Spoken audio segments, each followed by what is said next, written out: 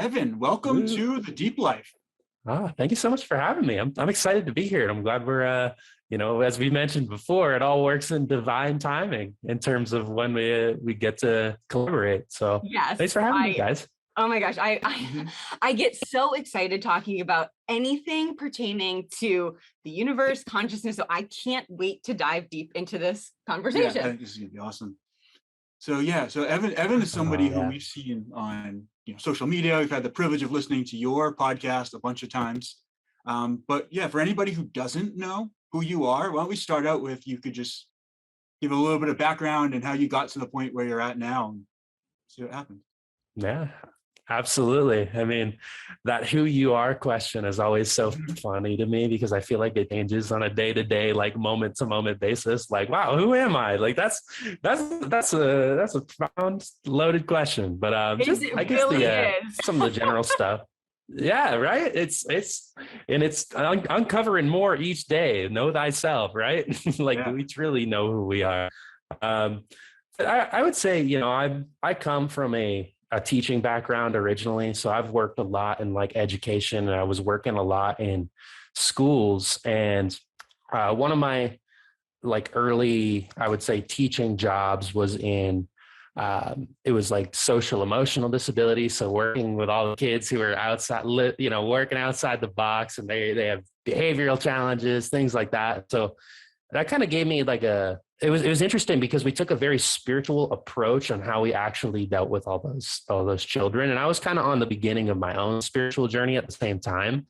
So all of these kids, they were sort of like an early mentor for me, and being outside the box and living in a different mindset. And then it's funny because I actually almost never bring this job up. I don't know why it came to mind immediately, but that was sort of very early on, because I've been doing a lot of integration lately on everybody has their own, I guess, mindset and their way of living life. And I think we're at a time where we're all sort of looking for a purpose in terms of helping people. And how can we actually create a world that is harmonious and flowing and all these different qualities. And ultimately, my work and what I'm doing and my podcast and my writing and my poetry, I'm writing a poetry book that should be out by the end of the year. I have all these different projects that I sort of work on.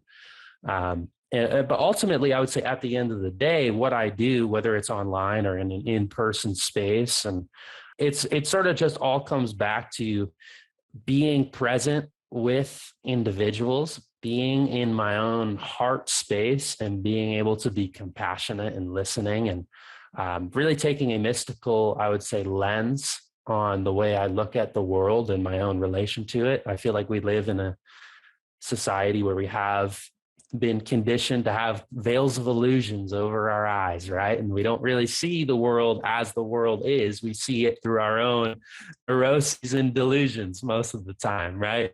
And it was interesting because why I mentioned the education job earlier. The first job I ever had was I was working with kids who were so stuck in their own programming and their own way of looking at the world. It was just about let's just come back to reality. Let's just come back and be present. Let's just be here and let's see what actually unfolding in directly in front of us, right? Look outside. It's a lot different than what you're going to see on a screen. So I would say that's been the center and the focus of what I've been doing lately, is just get people back into reality, get myself back into reality, to be honest with you. Let's just be here present. And from there, that'll create all the changes that we actually need, because there's still so much beauty and still so much life and love that we can tap into. And I think, for me, it's just about that remembering process and helping other people with that remembering process. Absolutely. I love that. And I love the way that you started it when Dan asked, who are you? What do you do? And it's really I have no idea, because when we lived in Los Angeles, I remember Dan came home one day and I was sitting in our living room floor with my hands in my head, crying hysterically, who am I?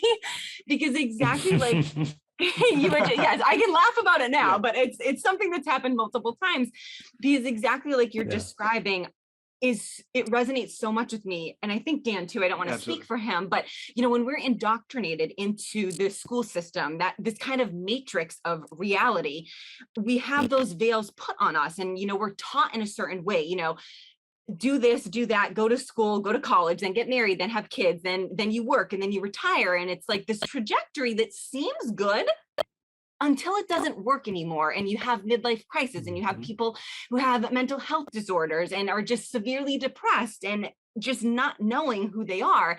And I'm so grateful to have the awareness that I have now, because I truly don't want to go down that path, and I don't want anyone else to go down that path. And exactly like you're saying, I'm trying to work so much within my heart center to transmute pure love energy out into this world. And I feel like I don't even know my true purpose, but I feel very much right now, if I can be a voice of reason, or at least just share what I'm going through, then other people who might be going through the same won't think that they're crazy, because they're not in the same sense. So I think it's so beautiful that we're kind of the way showers, the light workers, whatever you want to call us, that maybe just illumine our own light to shine on others, to allow them to, have their own individuality shown too, because we're all here to love and to, basically connect back to that pure consciousness, becoming that awareness, I think. What are your thoughts on that? Kind of like, what would you say is like consciousness, or becoming like aware or awake in a quote unquote sense? Yeah. We're just diving right into the deep questions. Yeah, I was going to say that's like hitting on the very nature of reality at its core. I really like that question. I would say in terms of becoming, I'll start with this. In terms of becoming awake to what that is, I think it's just ultimately the very first thing, it's lifting that veil of illusion, like we talked about. That's all becoming awake is. It's recognizing what is not and what is actually in front of you. And it's like, okay, this reality that I've been seeing, this lens of illusion that I've been looking through, am I willing to accept the fact that it is complete and utter BS? And if so, okay, where do we go from there? And then that's where the fun begins. Now, I think in terms of what is consciousness itself, it's that ultimate underlying life force of everything, of all that is, right? The moment you try and put it into words, it's almost inadequate, the words that you're going to use, because you can never truly capture it within a rational framework that you can and it's a paradox, because everything is consciousness, so therefore you're always experiencing consciousness in a form of awareness anyways. But can you ever truly capture its essence in a way that is that truly says this is consciousness on display right here? Not really, right? It's all about kind of exploring, and that's the job of the artists and the visionaries and poets. Like I just remember reading it must have been a quote a week or two ago about the job of the poet is to capture the unknowable, right? It's in anytime you have a poem, when you finish it, you're going to feel like something is missing. And it's because there is something missing there. You captured it, but you didn't truly capture it. Like there's still something there. And that's the all artwork, all poetry, all of that is for the point of this exploration into a deeper form of awareness, of beauty, of sacredness. And, all of us, in terms of our own individual purpose and how we're going about it and exploring that, I believe we're all individual points of expression of this one consciousness, this one awareness, right? There is no true separation between me, both of you. Like, we have unique forms of expression in the way that we are manifested, certainly, and there's the beauty in that, and I would say an honoring of the uniqueness that we all have, that we need to honor and actually recognize. But at the same time, there is no true separation in terms of the true nature of who we are and that consciousness and that awareness. And so I think it's just sort of about like what is purpose and how does that play into it? Very simple. It's just to be in yourself so authentically that you get to experience and create from your own unique form of awareness and bring that to the world. Bring that, like, find it within yourself first and then go out and explore and create from it. And, they say that this is everything and everybody is just God and drag. It's the same idea, right? Anytime you go out and you encounter somebody, maybe they cut you off and you go into a fit of road rage. Like, can you recognize that, hey, there's a lesson in that. Hey, that's just a cruel joke from the universe, right? I've learned the universe has a sick sense of humor every once in a while with the pain that it inflicts and the cosmic jokes. And it just, look at our scenario right now. My goodness, how sick can this game get? But yeah, you really have to so laugh much at it. beauty Exactly. in that.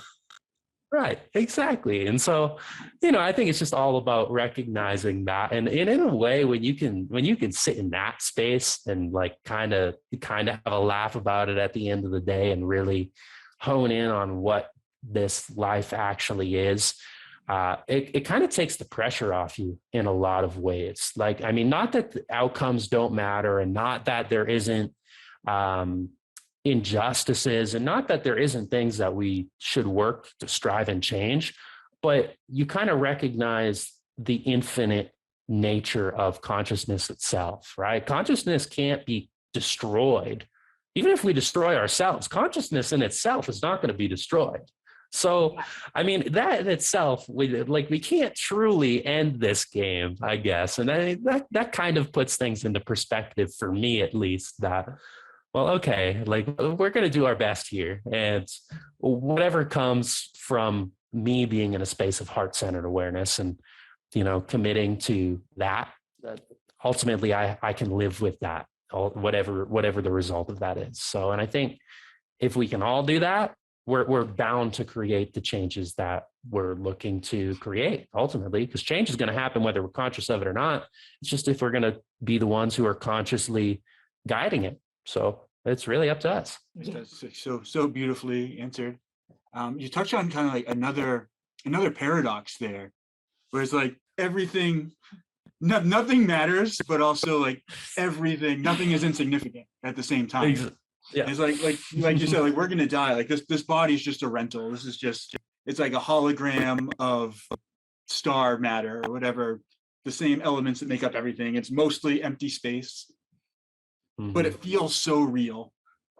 And when I die, I obviously don't know what's going to happen, but it feels like I would imagine it's going to be a lot of the same. As when I close my eyes, I can still experience everything without hearing it or seeing it or feeling it. So I imagine like that part is infinite, and I'm going to live on. It's just so interesting. I don't even know like where I'm going here. It's all so insignificant. But at the same time, like every single thing that you do matters, because we're all different aspects and perspectives of this consciousness, and we're experiencing love, and we're experiencing all these different feelings and things and emotions and each other and learning.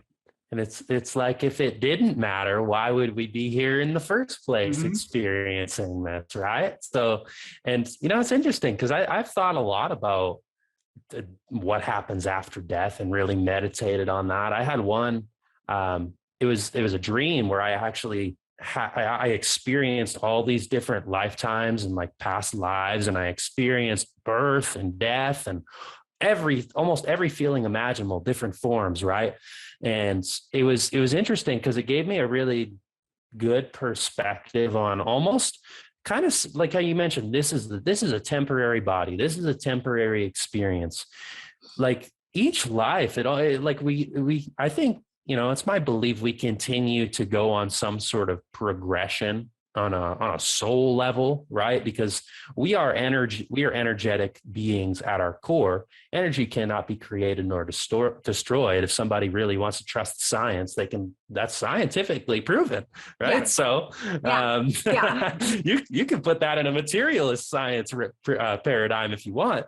But so what happens when the body, when we discard the body, when the body goes? So the energy is going to continue in some form or fashion, and the soul is going to continue who we are at our deepest like core, because once you start exploring everything that we've already talked about in terms of consciousness and awareness, you begin to recognize it's another paradox. You're not the body, but there are some people, if you tell that to, you can't necessarily say you're not the body. Yes, it's true, but we are also the body. We're in this body with it's the vehicle of transformation for what we are experiencing, right? And for how we go out into this reality that we are inhabiting, right? So we are the body, but on a deeper soul level, when you ask, who are you really? Is the body the final form of who you are and the ultimate teller of truth? Not necessarily. It goes deeper than that. And I think most people know this on some sort of, like I've always known this, even before I had this awareness, I would say, like, there's something more, and you're not able to exactly pinpoint it, right? And when you can begin to explore that and put a meaning behind what that something more is, it makes this experience more meaningful. I mean, because ultimately that's what we're here to do. We are here to live in this body and create a life that is meaningful and really enjoy this and have beautiful connections and love and harmony, and enter flow states where you're kind of outside the body and you're just creating, and you channel things in, and you see ultimately the extraordinary nature of what we're capable of, right? And so there's a lot of paradoxes and a lot of beauty, and it can get really like fascinating to explore that. But there's so much meaning and purpose into both being in this body, but then I would say not identifying with the body solely, right? Yeah. So yeah, I agree. And so for me, I grew up Catholic, like I was raised, and that's something that I really had to dismantle over probably like the past decade, if not longer. But like I can specifically remember when I had that light bulb moment of, okay, so God's not in the sky. He's everywhere. And it's been a progression. I would say, Dan and I kind of were like on this health kick almost. And it was very, I don't want to say surface level of like aesthetics, but I did start out like that, if we're going to be honest. I've done that too. That was me when I started going to the gym. Wanted to pick up girls, look good, get a six pack. Yeah, that's what brings most people to the gym and working out, and that's there's nothing wrong with that. No, and then it was eating healthier, but then as we began eating healthier and feeling better, then it was it made room. Once we got rid of like unhealthy habits, it was making way and making room for other experiences to come in. And I remember just Paul Chek is a big one who helped me, discover like the spirituality. Once I read the 4 Agreements, that was huge. And do you know who Paul Selig is? He's a channel. Yeah. Once we listened to him interview, and we've read every single one of his books, and starting off with I Am the Word, that was my light bulb moment. And I felt in my bones, like, this is true to me. This seems so much truer than the BS I was fed with Catholicism. And I do not mean to make anyone who is Catholic or religious in that sense. Power to you if that's your truth and that's what you want to stand in. I just felt so uncomfortable, and I didn't feel it was my truth until I realized there is more. And again, I'm speaking for myself, but I want to hear more about you, Evan, and like, where did that, was there a shift in perspective? Was it a time frame? Was there a certain person, a book? Like, kind of how did that unfold for you? Yeah, well, I will say Paul Chek is a big inspiration of mine as well. Oh my God. In terms of the health wise, he's sort of, exactly. That's been a big, because I've always been very interested in like fitness and just staying healthy. I mean, I guess it was towards the end of high school, early college. I sort of had that. I had some like meathead friends, like, like meathead type of friends. They were benching like this is like a 5'7", like high school senior. He's benching like 355. And I'm like, oh my God, like I want to be doing that kind of weight. And he's got huge muscles and he's a popular kid in school. So I kind of went into the gym with that, like that mindset right off the bat. And I'm like, all right, I don't know where this is going to take me, but eventually it shifted. And, I wanted to look good, certainly. But I at some point I realized just feeling good, that's going to make you look good. You don't need to worry about looks. You don't need to worry about aesthetics. Those things that'll work itself out. Right. And eventually it was sort of a similar progression to you in a sense with the health. It was nutrition. It was looking at understanding my body on a deeper level. Right. When, in a biological sense, and certainly what I'm putting into it and what exercises are going to be most beneficial to me and what really makes me feel good, right? Because if I'm feeling good, I'm going out into the world and I'm operating on a higher level and I can be the best version of myself, right? And you're putting that energy out. Exactly. And, so that was really, I would say, the first steps towards self-improvement that I had was in the realm of physical exercise. Now, I was always very interested in, I guess, spiritual ideas, but I didn't know how to explore them. Like I kind of talked about, I always knew there was something more and I didn't know how to explore it. I mean, in college, I was in sort of one of those relationships that you get in and you really settle into it and you get really comfortable to the point where there is no further exploration of life because you have the whole trajectory right there. You have the whole game plan right there. She planned out our entire life 3 months into our relationship and it was a 50-year picture. And there was something in me. I'm like, I don't know about that, but I was comfortable. Right. And so I didn't really explore a lot of the areas. Like in high school, I remember looking into I don't know, there was some far out stuff I was looking into, but I kind of stopped it when I went into college. Right. And so I think in a way, I always wanted to sort of escape the trap of this matrix, of this system, and not be caught in a bind, I would say, because when I must have been 10 or 11 years old, my dad came home from work.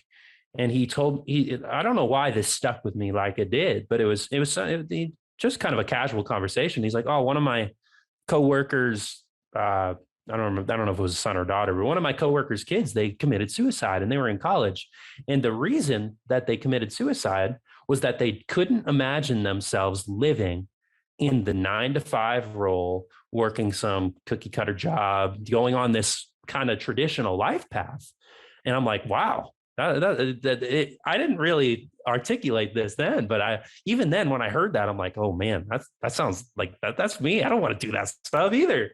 And so I've always had that story in the back of my mind. Like this person, like this is what happened when they went into that, and they knew they didn't want that anyways, and they didn't have any other options, or like they felt they didn't have any options, right?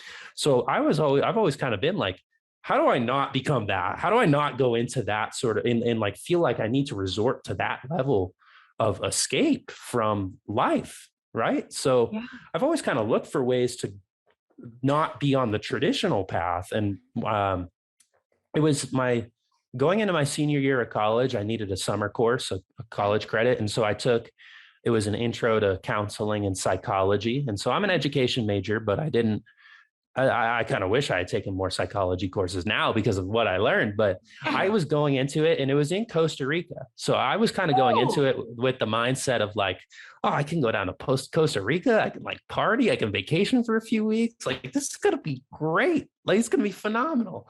And certainly there was those aspects of partying and whatever, you enjoy the beaches and all that. But really, it was less of vacation, more of an uprooting of my entire sense of self and identity, because they were asking me questions about myself that I didn't know how to answer.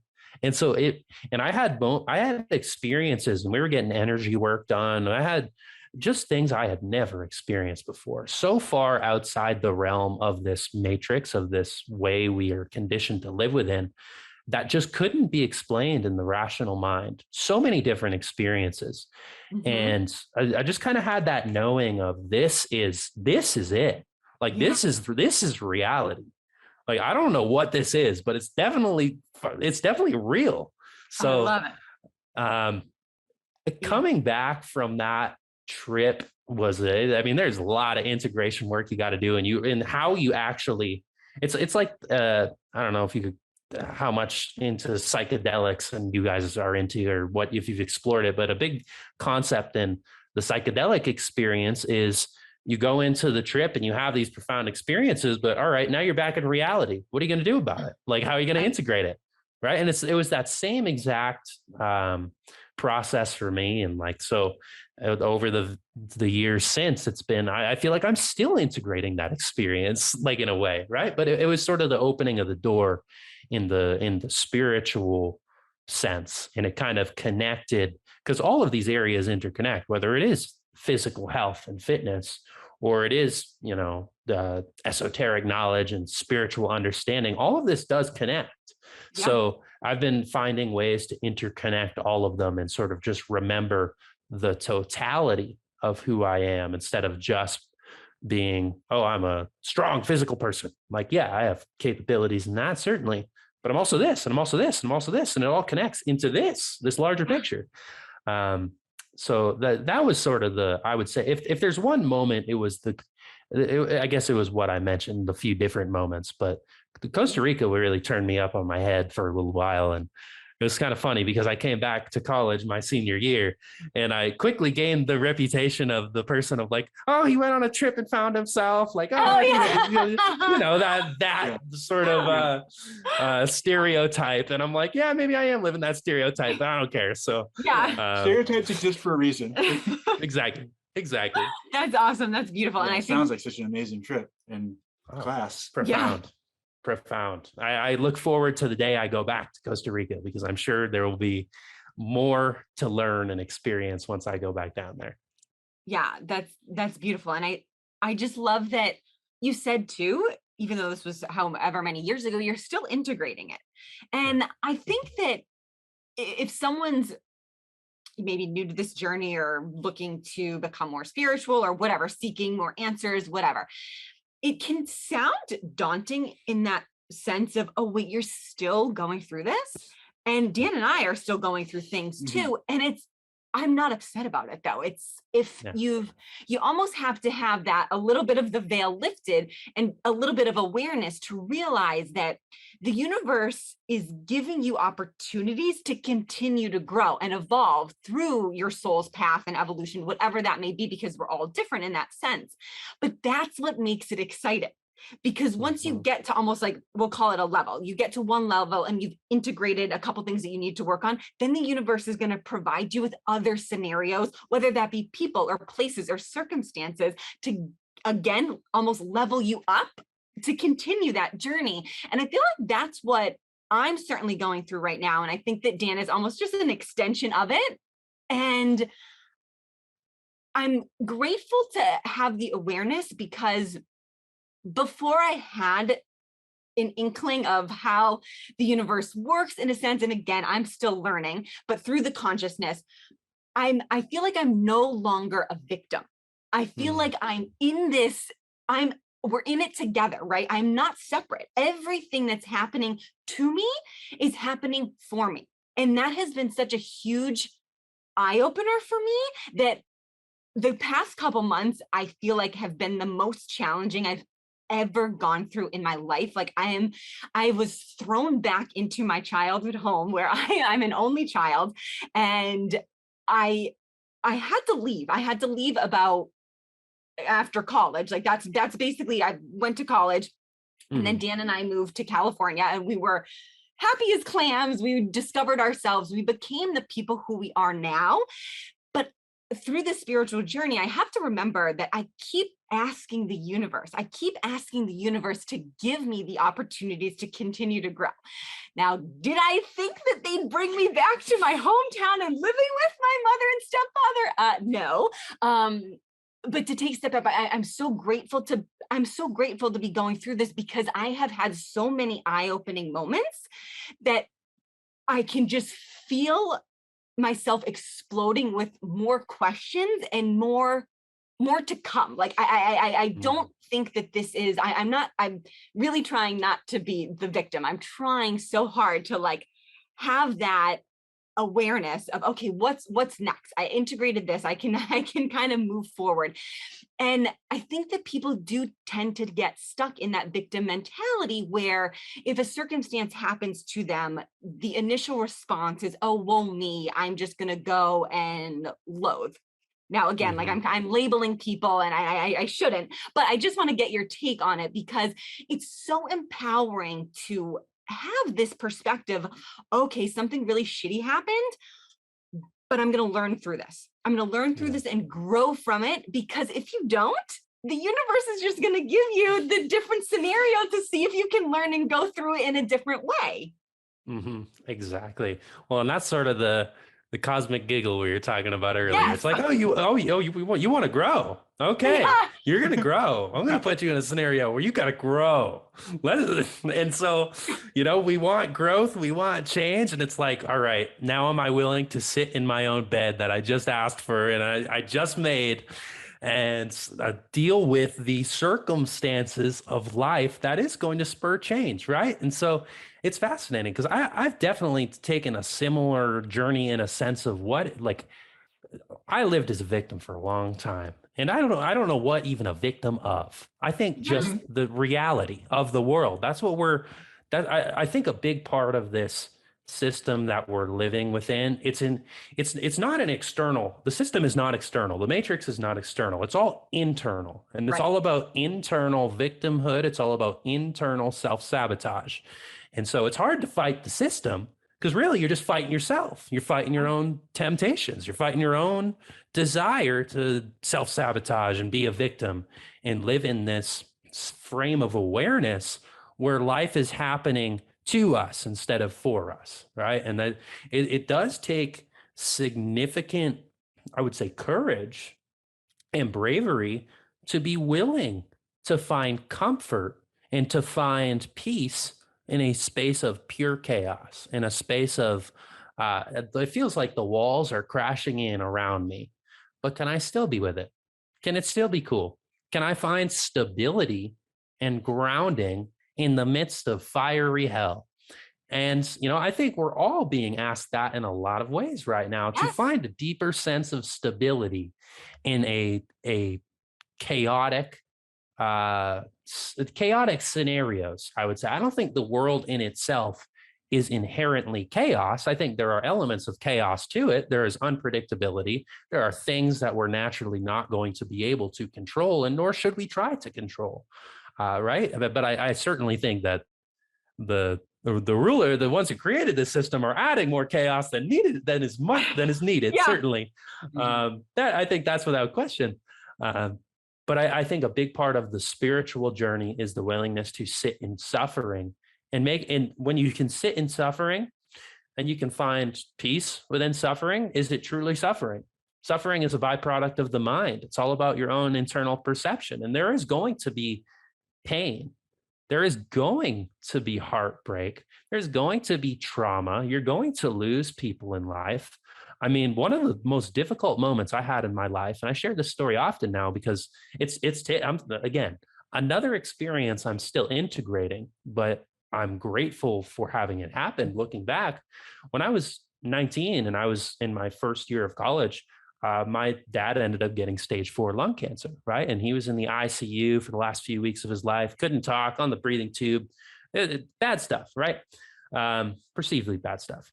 But I was there when he transitioned on. It was me and my girlfriend at the time were the only ones in the room. It was 1 a.m. I was like, we were all visiting as a family and everybody else was leaving. I was like, I feel like I got to stay. Somebody's got to be here. Right. Like because everybody kind of knew he was going to pass on that night. And I'm like, I got to stay. Well, I can't just leave him behind. But it was such a difficult moment to try and stay present fully in, like during it, like, your mind's racing. You want to kind of cling and hold on in a lot of ways. But eventually, when, I notice the vital signs are slowly going down, eventually I'm just like, you know what? Just going to surrender. I'm just going to be here. We're just going to love one another in this space. And as soon as I did that, the whole moment opened up and it was really peaceful. And it was beautiful to witness that transition. and actually be present with it. Wow. Deeply moving. And so it's one of those moments of, all right, that was a moment of suffering, certainly, and a moment of pain and a moment of loss and a moment where, you know, you lose your father figure at 19 years old as a young man trying to navigate the world. Like that's not good. You don't want that. But wow. I look back on it with tremendous gratitude that I was able to sit in that moment. And, you know, something recently that happened, I guess for me, is I was here in Montana, started seeing somebody, like it's beautiful, like we're getting to know each other, completely ghost me, after months. And I'm one of those people who likes to take responsibility for the things that happen to me, right? Perceivably happen to me. And I'm like, what could I have done? This and that. And it was hard for me to rationalize what actually took place in this sense, right? And so I wanted to go into the victim mindset of, I can't believe that happened. How horrible. But since then, life has continued to open up and there's even more beauty and more love that I wasn't tapping into, right? Yeah. It's that classic Rumi quote of you got to keep breaking your heart until it opens, right? It's that idea. So there's so many different scenarios in my life where I've been incredibly hurt or in pain or have dealt with trauma, but I could look back on it with gratitude and beauty and recognize that there is a time and place to be a victim. Like, you know, the victim archetype is a very real archetype. And I think it's important, especially when somebody has been truly victimized, maybe by another person, to recognize, hey, this hurt me. This that's real.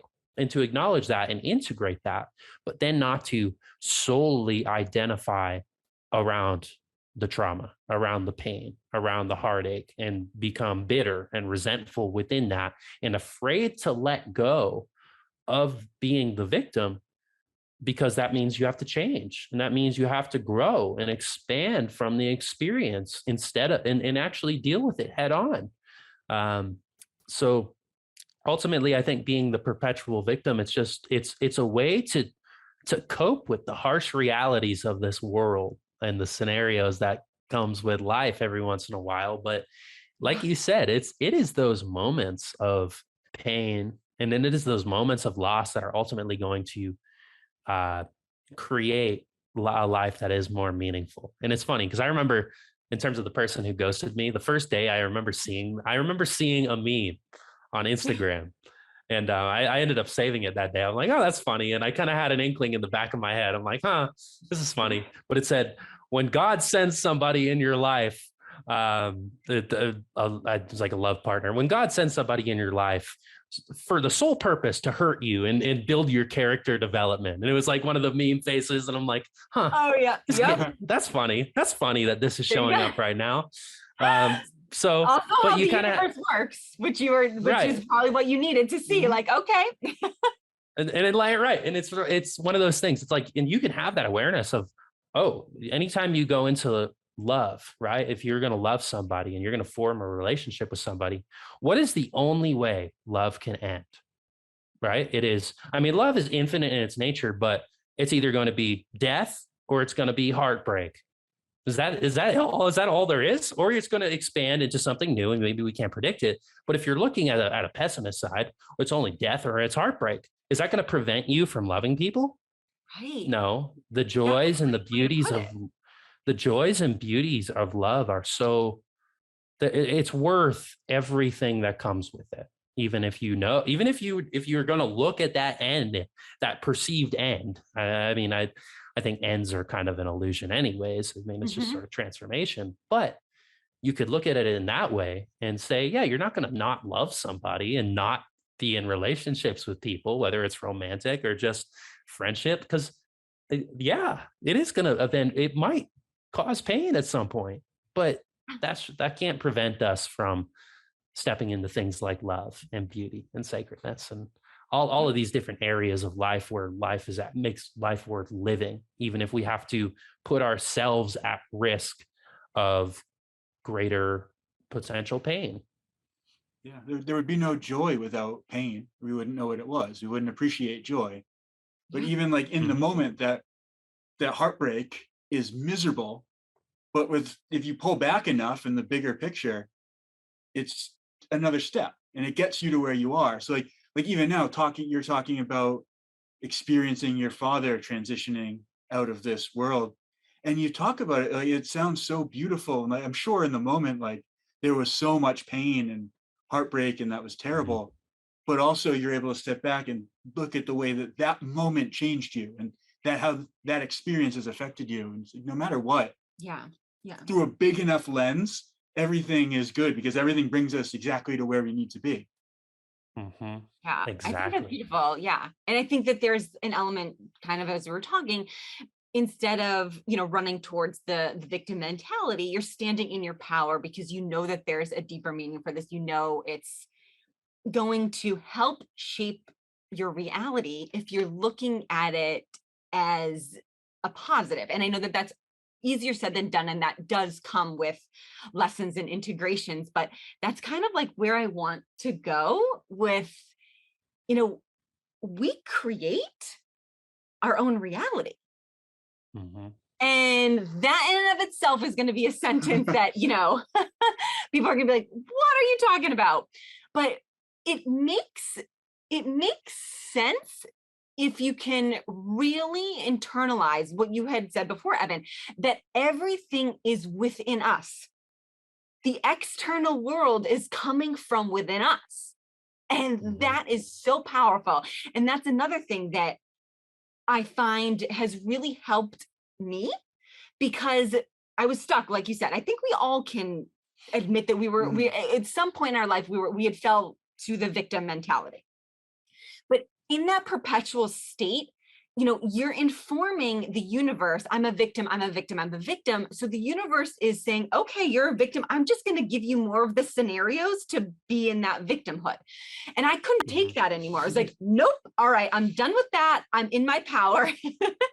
Here I am. I'm full into creating this reality. I want a beautiful life. I want a beautiful home. I want this, whether it be, to perform in a certain capacity workout wise, or to bring my business to the next level, or to have a really loving relationship with someone that I really didn't like. I'm able to create that because this is my reality. And that's beautiful in and of itself, because my reality is very different than yours, and it's very different than Dan's. And there is no right or wrong, because we're all experiencing it in our own specific ways. And I kind of want to get into that. I'm probably not saying it as beautifully as you could say it, so I want you to dive into it. Yeah, no, I think you said it very, very beautifully and poetically yourself. So, and articulated it in a very, in a way that's easy to understand, right? Because our perception, the way that we, ultimately, the internal, you're right in the sense, the internal, there's no difference between internal, external. It's all one and the same thing, right? Ultimately, the external is just a mirror for our own internal state of awareness, and everything is ultimately connected. If you're getting down to what is this underlying force that connects these two, it's an energetic connection. There is no separation. It's this life force of consciousness, like we talked about earlier, that ultimately is interweaving itself through all aspects of life, through all aspects of our surroundings, right? How often do you just have a chance encounter with somebody that it's exact, and maybe you get a small piece of information that is exactly what you needed to guide you in the right direction, right? It is down to the smallest of interactions that you are, bringing in experiences for your life. And ultimately, that's why it's so important. I feel, I agree with you. There is no right or wrong in the ways to play this game, but it's very important to have conscious awareness of our decision making first, and ultimately, and not even always in the sense of knowing exactly what to do, but trusting the feeling of what is the space that I want to be living in and the reality that I want to be creating, right? Do I want to learn through a space of love? Do I want to learn through a space of resonance? Do I want to go into the world and experience that and allow that to be my teacher? right? Or are we unconsciously choosing pain and trauma and all in the victim mindset, like you already talked about? And if we can trust in the feeling, even if we don't fully know what unconditional love is, I think like it's if we can't fully describe it, or maybe we can't say we've been in a relationship that has it, right? You know what the feeling in your heart is that you're yearning for. So trust that feeling above all else. You don't need to rationalize what that is. So as you go through the day to day, as you go through each moment, and it's as simple as, what food do I want out of my refrigerator right now? What is going to make me feel loving? What am I like? It's the very small decisions. It's just not, we tend to focus on the macro decisions and the big life transitions. And, those are certainly important, but your decision making in those macro decisions, the decision making when it feels like the walls are closing in around you, you're only going to stick to love and resonance if you've been practicing it in your small decisions through the day to day. If you make that the normal go-to, if you make that your primary operating bandwidth in a lot of ways, right? So that's sort of the beginning stages of ultimately just creating a life that you desire. And I think it's important to really become clear on what it is exactly we want. Why is it that we're so afraid to honestly be honest with ourselves about what we want and the type of life that we should be living? Like, we're meant to be abundant. We're meant to be loving. We're meant to enjoy this world. Like, why is it that we can't be honest with ourselves about that? And I would encourage people to think about that, because a lot of times, even when we start doing practices like manifesting, or we start really getting into these ideas, we make it so abstract, and it might show up in a way, but maybe we won't recognize it because we're not clear on what it is that we actually want. And it feels like we're working towards a million things when in reality we're tending to nothing, right? So we need to be very conscious about, this is what I'm working towards, this. And maybe it's a feeling, maybe it's a physical goal, maybe it's whatever it is. It can be anything. But that, I think, is another important aspect of actually consciously creating reality. Because if we're unsure, we're just going to create a world of uncertainty. Yeah. And it's as simple as that. And then we're going to wonder why things are not playing out the way that our heart desires. And it's because we're not listening to the heart. We're not truly being honest about what it is calling for.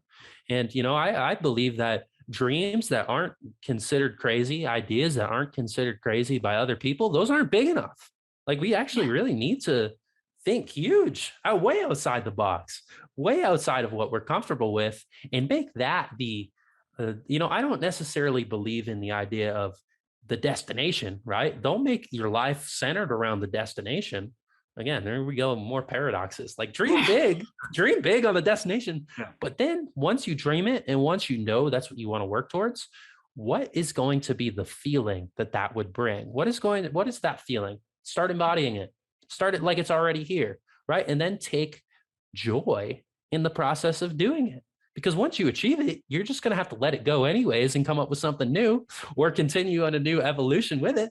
So just enjoy the process of doing it. That's what it's all about. And, I think ultimately it just comes down to that, being really, really conscious in our decision-making and ideas and who we are, so that we can go into this world and be creators instead of victims. And we can be, because we're going to create our reality regardless. If you are constantly bringing in maybe poor relationships or pain and this and that, try and see what the pattern is. What is within oneself that is making you an energetic, I would say, match for that, right? And really become conscious of, okay, I'm continually bringing in relationships that are codependent. Okay, how are you codependent? Like, what does it mean to not be codependent? Like, what would be the feeling? Start doing work in that area, right? So it's just really about looking at all areas of our life and taking radical responsibility for exactly where we are right now, and can you own that? Can you own this? You're in the bed that you've already made. And if you can, that's great, because that means you have the opportunity to create exactly what's coming next. So Yeah. That can sound so daunting, but yeah, exactly like you said, it's also so empowering. And it's beautiful To know that it's not somebody else. There's not someone out there picking on you or, taking away and like limiting you. It's you. You're doing it to yourself. You're limiting yourself. So if you can just learn the lessons from those experiences and, sort of get on a different wavelength, everything's gonna be different. Change your perspective of yourself and your whole world is Exactly. And maybe somebody likes picking on themselves. I don't know. Maybe that's what they signed up for, to come into this reality. Yeah, exactly. Yeah. And if somebody wants to spend their life doing that, that's fine. I'm at the point now where I read a poem by Rumi, and it was called "Let Them Sleep," and it was about if somebody is not able to awaken themselves to this deep. He was talking about love in particular. Someone not able to awaken to this deeper form of unconditional love. Let them sleep. It's fine. They're going to do their thing. You do your thing. And so it's interesting, because I think there is a big push of like, we got to wake everybody up. We got to do this. We got to do that. And, people are on their path. They'll wake up when they wake up, if they choose to wake up. And if they don't, that's fine. All we can do is be ourselves so authentically and lead by example, kind of like we already talked about, that if we put our focus on an externalization of, we need to get these people to stop their whatever, stop them. They can't be a victim anymore. Stop being a victim. Telling somebody to stop being a victim doesn't make them not be a victim. Like if anything, they just get pissed off. They get pissed off. Yeah. And so it's not as simple as I need to wake people up. Because the second you're trying to wake people up, you're not waking anybody up, and you're actually putting yourself to sleep. So it's another paradox. That awakening and truly helping people liberate themselves from their own programming. Ultimately, the only way you do that is through going through your own process first and using your experience and light and love that you have found to help guide others to that. And whatever and that's going to look different for every person in every scenario. And, that's not to say that it's useless to wear, like there's a lot of different roles that a lot of people need, and a lot of different work that a lot of people are doing that is waking people up. Right. And I'm not saying that people aren't, you're not capable of waking others up. You can't make that you can't, I would say, lose yourself in the process of doing that. So just be yourself authentically, and that's going to create the changes that we need. I love it. So beautiful. Oh my gosh. Yeah, the lighthouse does a lot more good than a tugboat. You think of like the tugboat going around the harbor trying to grab one ship at a time and pull them where they need to. The lighthouse is just there shining a light. And anyone who needs it, anyone who wants to know where the rocks are, here's a light. Don't crash. And exactly. Be yourself. Yeah. Oh my gosh. I love that. I feel like that, even though I don't want to end this, because there's like 100 other things that we can talk about, I feel like that's such a beautiful ending to this magnificent conversation that we've had. My gosh, this is never ending. And I swear, even if we do like a part 2 in 6 months or a year, there's going to be new circumstances and situations that we've gone through. So that's almost in and of itself exciting. But Evan, my gosh, you are just a wealth of knowledge and just a way shower, and really just like your vulnerability is encouraging and empowering too. And we cannot thank you enough for sharing your story. Where can people find you and connect to you? And, we'll link everything in the show notes as well, but you've got your very own podcast as well, which Dan and I have listened to. And talk about going deep into spirituality, because it's amazing. And I love that, because like I said at the beginning, I'm scratching the surface on this, and I love to hear other people's perspectives, because it opens my mind up and it allows me to ask more questions. Yeah, well, thank you guys first and foremost for having me on. The conversations like this are just so like heartwarming for me. And it's so beautiful to be able to connect in this space, and just, you're right. We could have kept going on for hours and hours and hours on end, because there's an infinite amount to talk about within this sort of space and continually explore. So we'll definitely have to keep the conversation going. And you guys, I'd love to have you both on the fifth dimension if you'd be interested, so we can plan that out in a moment. But yeah, I have my podcast, Fifth Dimension, and there, there's a few people we even mentioned on this show, like Paul Check. I've had him on, and like, different names and people in these fields I like to just interview and explore and have conversations like this ultimately, just because they are so fun. They are so informative. And, I learn from coming on and having this conversation with you. Like, I feel like there's going to be a period of integration for the rest of the day. Yeah. So, I have my podcast, and then I do writing on Substack. It's just my last name, McDermod.substack.com. And Great. I call that Deeper Meaning. That's the name of my little Substack blog. And honestly, it's kind of the same type of exploration in a sense where, I'm just either I share it in essay form or poems or whatever it may be. And I go from there, and, I just kind of post whatever comes to heart, honestly. And then, I got my social medias, Instagram at Evan McDermod. I'm not shadow banned anymore, which is nice. So Nice. I was for a long time, but I took it's funny. The moment I just kind of said, I don't really care, whatever. They can take away my account. It's fine. Doesn't matter. That's when I became unshadow banned. So even in the shadow bans, there's a certain level of attachment that I had to my account. And once I dropped the attachment, it's like, we don't care about you anymore. We don't have you energetically bound to this. Right. Yeah. So it's funny how that works. Yeah. It's like I'm not sure who said it. It's like wanting nothing attracts everything. Exactly. Yeah. Exactly. And that plays into exactly everything we've talked about. Yeah. It plays into everything we've talked about. And the Tao, that's one of my, I would say, favorite piece of text. If anyone needs a book recommendation, go to the Tao or listen to the audio on YouTube.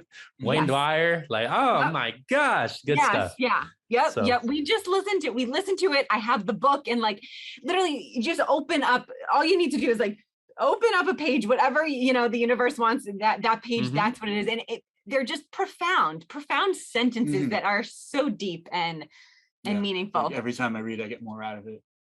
Yeah. And that's the beauty of a sacred text. You go into it, you read it, you take something from it. It changes your perspective. You go out into the world, that perspective changes how you interact with the world. And based on your interactions with the world, you come back to the text, and the text has changed again, in a sense. Yes, and you learn it's a continuous cycle. But that's what makes something sacred. That's what makes something beautiful in that regard. So I definitely feel that way with the Tao, and Be Here Now by Ram Dass. That was my Bible for a little while. Same type of deal. Definitely. So many different areas than in text. And I did hear an interesting quote. I think it must have been Paul Check. Actually, I was listening to his podcast the other day, and he said it was something along the lines of, he was quoting something else. You need scripture to get enlightened, but once you're enlightened, you no longer need the scripture. Yeah. And I'm like, you're kind of right. So to a T, that's yes, I could not. Yeah, that resonates so much, and definitely something that Paul Check would say. Not, I mean, I don't know him. Just I feel like I do from learning him and exploring him, and obviously listening to it. But I love that. That's amazing. Evan, we thank you again so much for coming on. We are really excited to continue this relationship, and thank you again for being on The Deep Life. Yeah, thank you so much for having me. I'm happy to come on anytime.